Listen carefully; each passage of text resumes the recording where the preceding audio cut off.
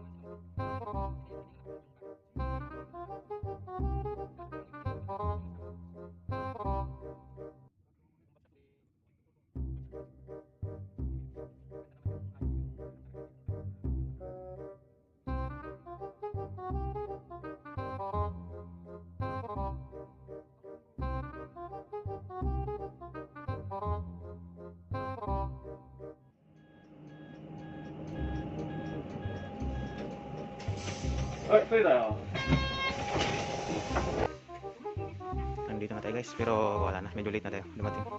Ayan o, yung mga dahon ng gaglaga na. So, yung talaga guys, oh, hindi natin naabutan ito guys. Tignan nyo, ito yung mga mumidya guys, oh. Yan na lang natira. Tignan nyo sa baba, puro dahon na. Sayang. Yun, ang lalaki ng mga puno. Tapos may mga building dito guys, hindi ko alam kung anong mga building yan. So, magkadagad lang tayo rito. Hindi na natin yung view. So, ayan. Tapos may mga malaking ano rito. Hindi ko alam kung anong tawag dito. Siguro, ano ito nila. Iniilawan nila yun sa gabi. Parang parola nila. Ayan. So, dito rin, may mga lilit. Kaya ng ilaw siguro sa gabi. Itong mga ano na to. Ayan. Ayan yung mga design niya guys. Tingnan nyo ng maigi. Tapos yung mga sulat na ano, kanji. So, sa kabilang side, dito naman, may pader dito. Ayan. Saan dyan yung mga puno. So namumula din pero konti na lang. So dito din. So pati sanahan guys, meron pa yun. So dito guys, may akyatan dito. Hindi ko alam kung ano tong akyatan na to. So dito, akyat tayo rito. Tingnan nyo yung mga bato guys. Tingnan nyo kung gaano sila kalupit guys, oh. Ang bato kinukulitan guys. Grabe. Tingnan nyo, oh. Ang lalim ng kulit guys. Hindi ko alam kung anong ginagamit kapag kulit ito guys. Tingnan mo, oh. Isang daliri ko kasi, oh. Grabe ang ang ganda ng pagkakakulit guys. Medyo late na talaga tayo guys. Last year guys, ganitong petsa yung kasagsagan ng pamumula ng dahon dito. Last year kasi nagpunta yung kasama ko dito. So ngayon medyo maaga pala siyang nagpula. Siguro 3rd week o 2nd week ng November to. Nagano sila ito yung pinakamagandang spot. Yung fall view. So ayan. May mga konting view pa tayong makikita. Pero hindi lang siya ng kagandahan. Hindi tulad din sa picture. Ito may mga rebulto dito guys. Galing ano.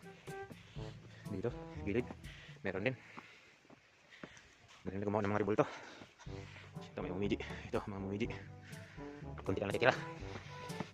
So, akit tayo. Yung girlfriend ko pala guys, gumagala din siya ng rest din niya ng linggo. So, mamaya ilalagay ko mamaya yung video niya guys. Para makita nyo rin yung dun sa lugar ng girlfriend ko sa Fukui. Kasi ako nasa Hiroshima, siya nasa Fukui. Tingnan natin yung view din dun sa kanilang autumn.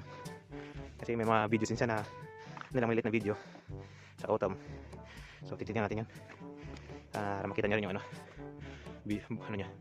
view dun sa Fukui. So hinihingal ako guys. Ang laki ng puno guys. Grabe ang laki. Ayan yung view niya guys. Ang laki.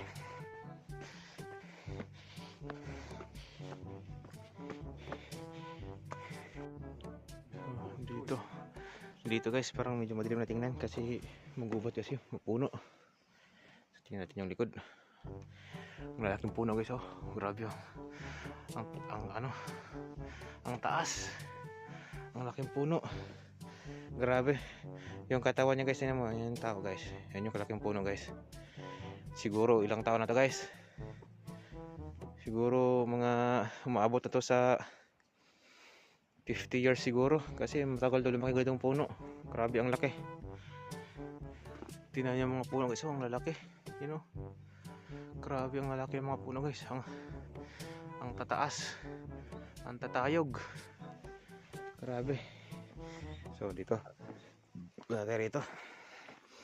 Ito may maliit na bridge. So meron itong isang attraction na guys, yung templo na yan. Tapos marami silang mga revolto sa gilid guys.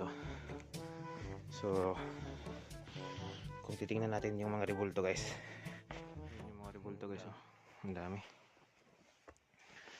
Yan guys, makikita nyo, ang dami mga revolto nila, yung mga Buddha.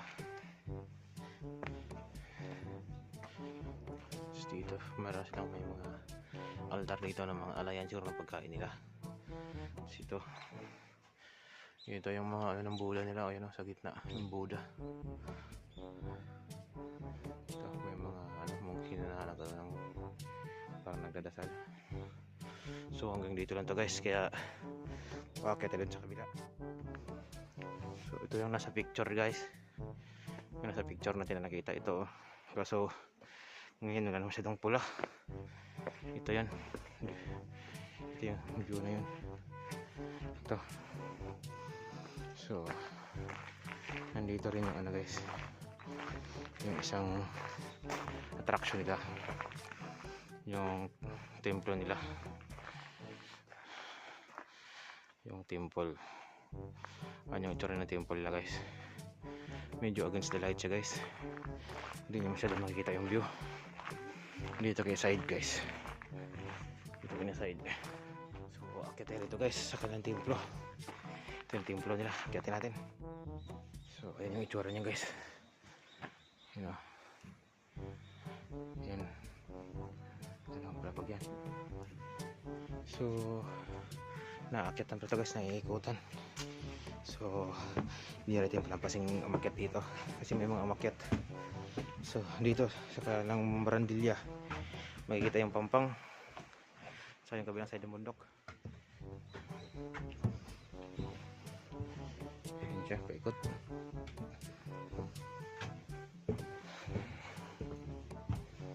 So tapos na tayo sa templong ito guys, kaya lipat na naman tayo. Walang ginkgo trees ako nakita ito guys, mumiji lang, tsaka di ko rin nakita yung ibang Japanese maple trees. Yung Japanese maple trees guys, parang ganito siya guys, pero malaki dito. Ito siya yung mumiji, maliliit na pula. Yung Japanese maple trees yung medyo malaki. Tapos yung ginkgo trees, yung kulay dilaw siya na ang forma niya ay parang heart yung dahon, matanggal. So nandun yun sa video ng girlfriend ko guys, sa pinuntahan niya may mga ginkgo trees dun. Papakita natin yan mamaya.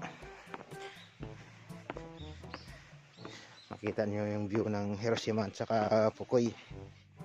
Tingnan niyo to guys, oh, yung bato,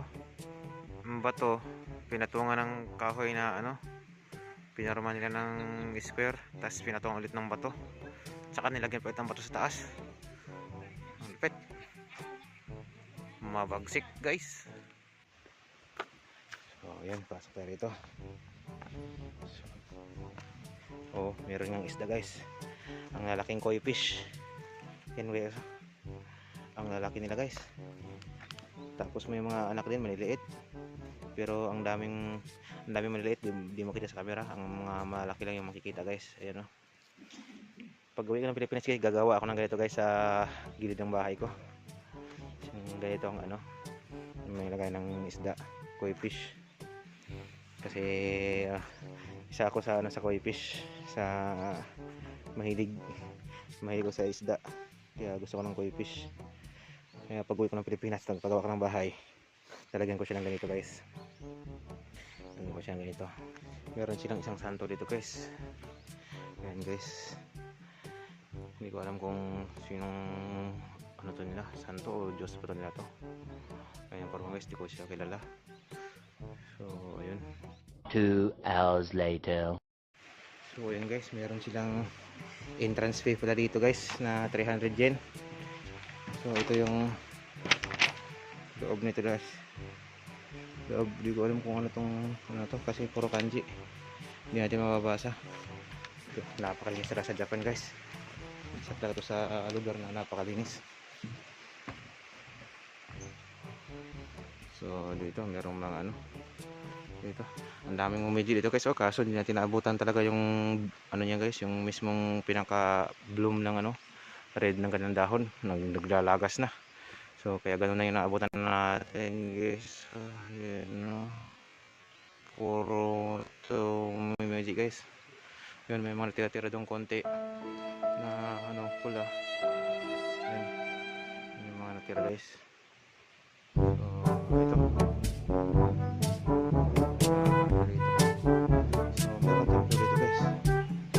Templo ba to? O baka bahay ito ng prinsesa ng panahon ng Hapon. Pero ayun o, ang laki ng mga ano nila guys, mga sinaunang bahay nila guys. So ito guys, meron silang tubig dito na kung saan dito sila nagbukas ng kanilang kamay. So tubukan nila bukas ng kamay guys.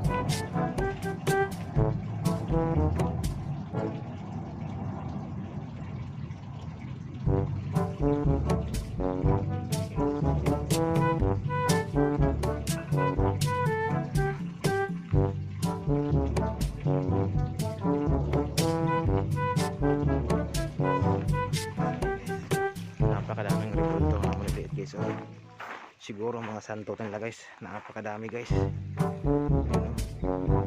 natin nababasa, grabe may mga kanji, mga sulat, mga pangalan nila guys. Siguro ito yung mga santo nila guys. So ang dami guys. Kaso naano na yung mga ilang pintura, kaya yung ano nila parang pinipura na sila ng kulay. Dito meron silang malaki dito. Ayun, yun yung klase-klase dito guys. Siguro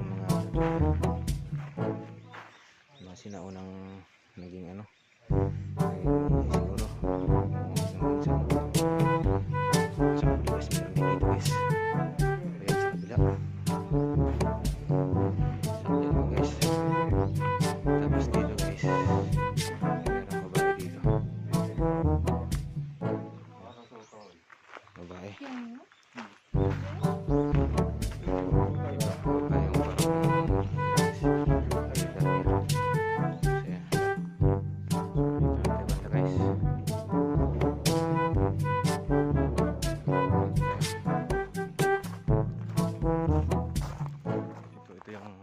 yung mansion siguro ito nila ng sinaunang panahon guys, noong panahon ng Hapon. Yan siguro nakatira yung kanilang mga hari, mga monghe sa templo. So hindi na kumabot guys kasi hindi ko lang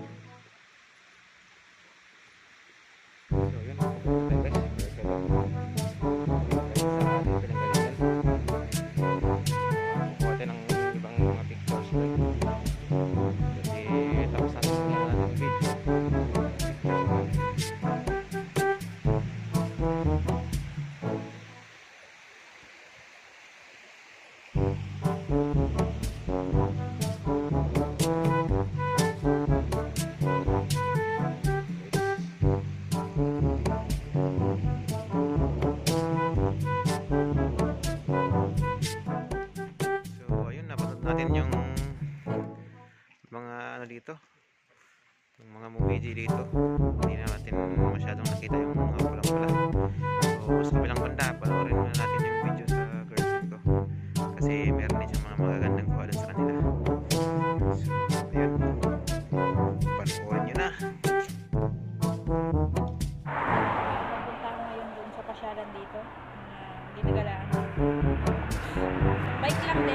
Dito ngayon, nandito na sa labas. Punta na ako sa Green Center. Bike na ako doon. Medyo malayo-layo pa ang bike ko. Mamaya ulit, titingnan natin. Ay, naku, pagod.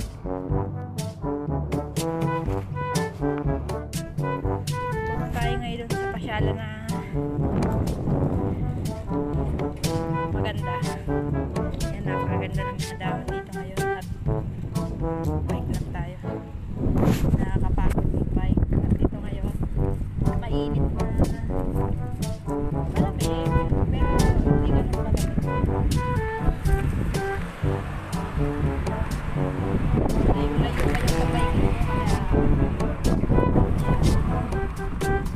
ko, pero kaya mahangin pa, kaya medyo natatagalan yung pagbike.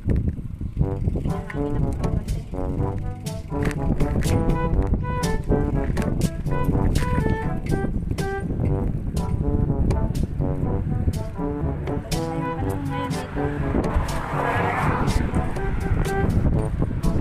May maaraw siya. Meanwhile, Ang ganda ng puno.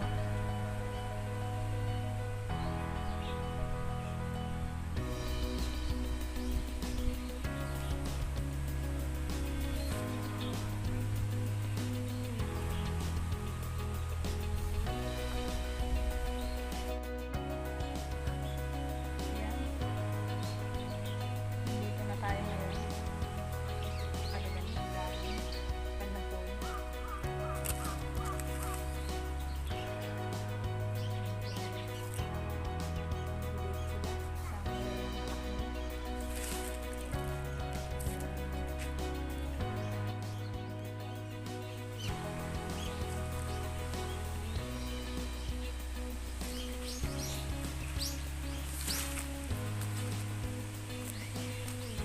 Ayun, ikot naman tayo.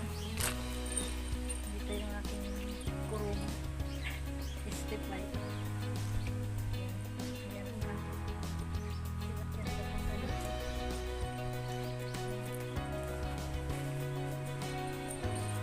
Ayan, nagsusi ko ang bike dito. Ayan, dito talaga yun.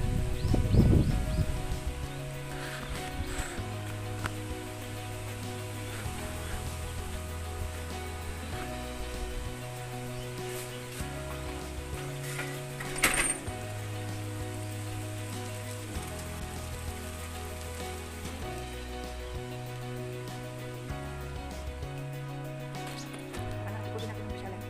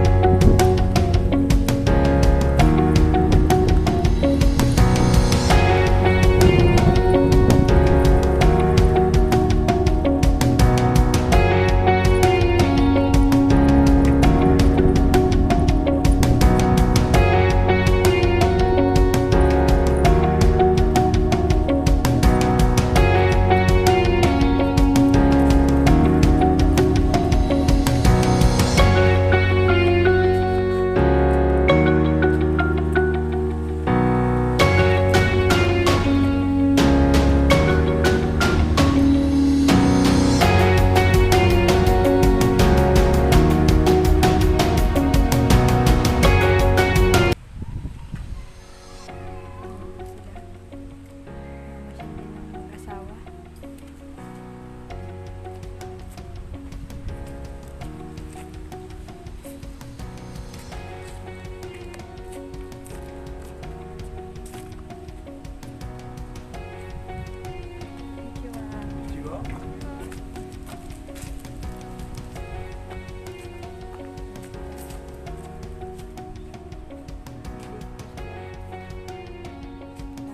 Lahat. Ako naman na yung mga kali. Okay lang, pero magkalayo eh. I see your monsters, I see your pain. Tell me your problems, I'll chase them